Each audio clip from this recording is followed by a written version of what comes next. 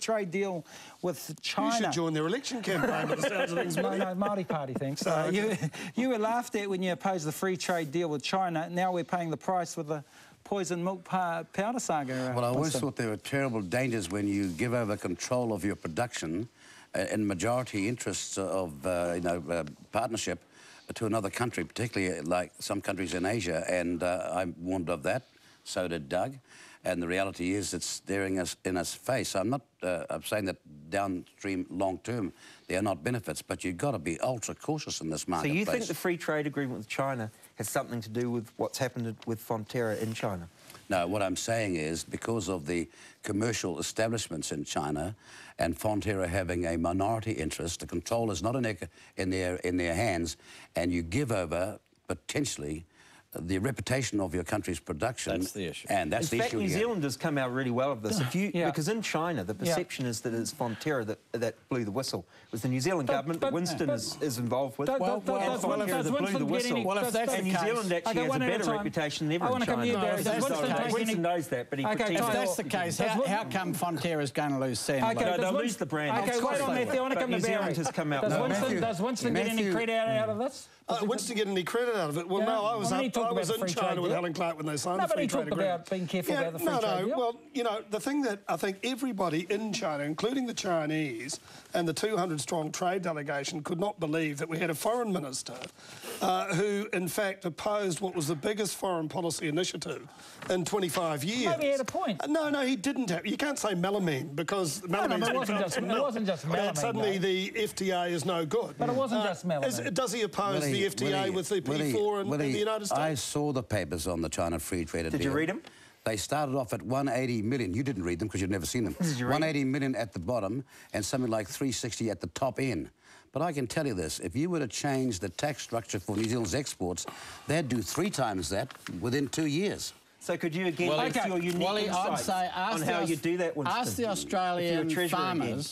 Australian farmers about the free trade agreement with the USA. Never mind China. Okay, I want to move to... Why are the Australians knocking at the door of Beijing at the moment? I want to move to another policy. I want to move to another policy. Can I move to another policy? The old gold card. Now, we're talking about some of the elderly people. You'd appreciate this, wouldn't you, Barry? Well, I've been out with Helen Clark in the last couple of weeks. The gold card and what Winston provided in terms of... Bugger off, Willie, I'm not that old. But I mean, that's something that he's providing. Well, why Winston's so keen on it? He's almost a beneficiary of the gold card. You're not far off either. What do you say to the gold card? Well, you know, look, there are certain great advantages in it. I mean, there's free travel concession for the elderly, and it was interesting that the very day I was out with Clark up in the Wairarapa, she's clearly trying to collar the vote that is Winston's natural constituency, and that's the elderly. And Winston then said she was stealing his thunder, and I guess he's got a point there because the gold card was his idea, travel concessions. But the point that she made is, look, the government had to cough up the money, and I'm sure Winston would agree with that. No, look, I don't agree with that because we negotiated that on day one. It's not a matter of the government coughing up the money. Helen Clark maintained her job as Prime Minister. They remained the government because of these arrangements. To say sometime later we coughed up the money is simply not really... They're not coughing up the money now on foreign affairs. But I know it's everybody for himself in this campaign, but I think out there that the seniors of New Zealand know full well who has backed them all these years and who they can trust to back them in the future. Doug, in terms of Bill English, you know, he was caught on tape saying National will sell off state assets. You want to protect them. You don't want to protect them? Well, of course we want to protect state assets, and we're absolutely delighted that Air New Zealand was bought back and the trains were bought back because they failed under the model that Bill English holds up.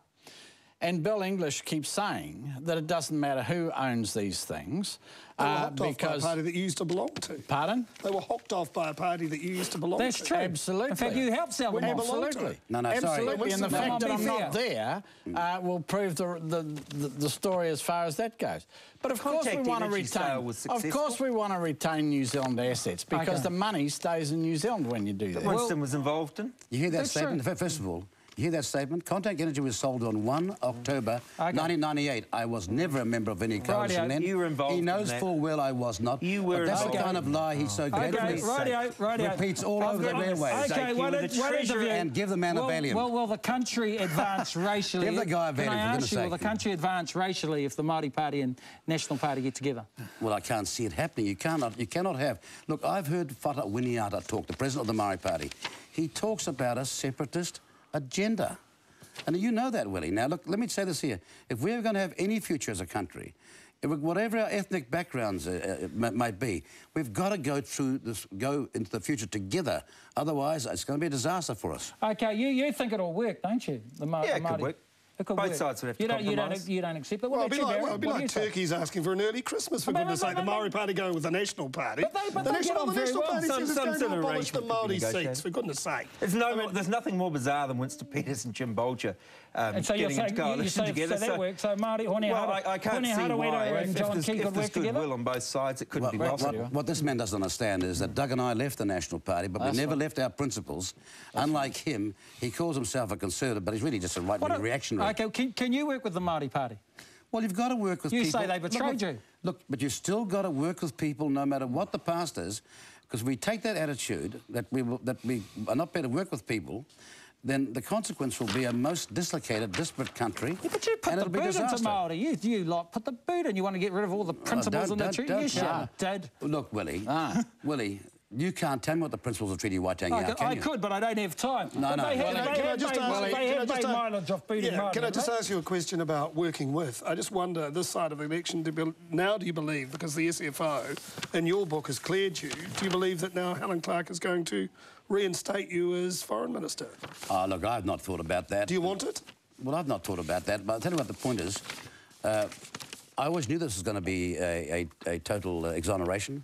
I always knew there was it's not a total exoneration. I always knew that this was a massive attempt at character assassination, and this man is part of it. But let me just say this. Even when he's lost, he does know when to fly a white flag. OK, Matthew, your response? We're coming into the last minute.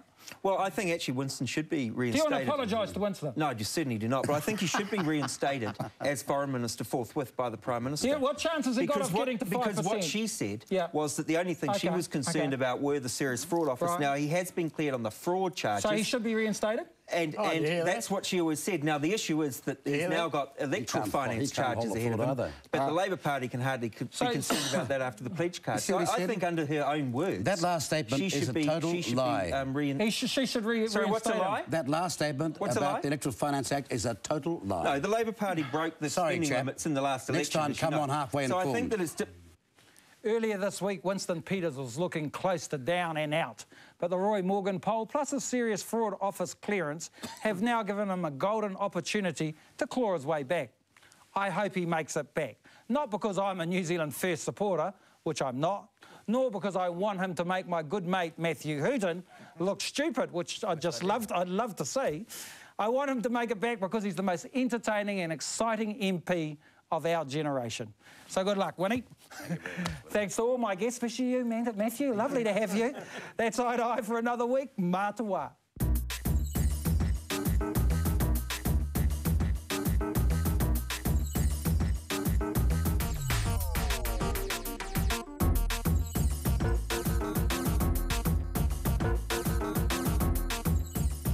If you'd like to comment on today's show, you can email us eye2eye@frontofthebox.co.nz or visit frontofthebox.co.nz to watch the show online.